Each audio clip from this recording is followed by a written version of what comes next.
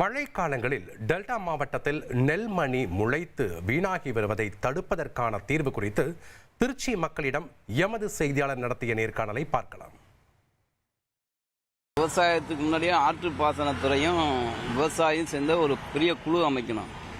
குழு அமைச்சு எப்படி நெல்மணி எவ்வளோ வரும், இந்த வருஷம் எவ்வளோ, போன வருஷம் எவ்வளோ வெள்ளம் வந்துச்சு, தண்ணி எப்படி இருந்துச்சு, இப்போ எப்படி தண்ணி வரும் அப்படின்னு எதிர்பார்த்து அதுக்கான ஏற்பாடு செய்யணும். நெல் விளைஞ்சி வந்தோன்னே அந்த நெல்லை குடோன் அதிகரிக்கணும்.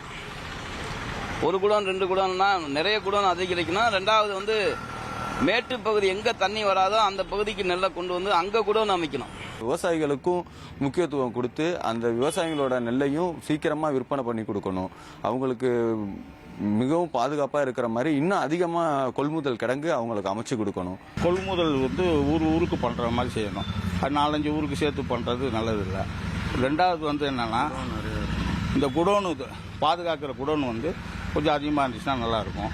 மூணாவது என்னன்னா, இந்த பயிர் காப்பீடு இதெல்லாம் இன்னும் கொஞ்சம் அதிகப்படுத்தி அவங்களுக்கு இன்னும் கொஞ்சம் நல்ல பணம் கொடுத்தோம்னா விவசாயிகள் கொஞ்சம் அவங்க வாழ்ந்தம் பண்ணணும், நம்மளும் வாழலாம். ஒவ்வொரு ஆண்டுமே அந்த விவசாயிகளுக்கு தீர்வுன்றது எட்டப்படுறது கிடையாது.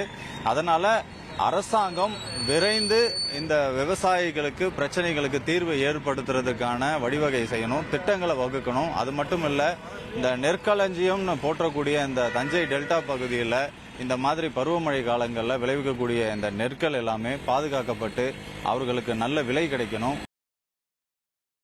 மழைக்காலங்களில் டெல்டா மாவட்டத்தில் நெல்மணி முளைத்து வீணாகி வருவதை தடுப்பதற்கான தீர்வு குறித்து திருச்சி மக்களிடம் எமது செய்தியாளர் நடத்திய நேர்காணலை பார்த்தோம்.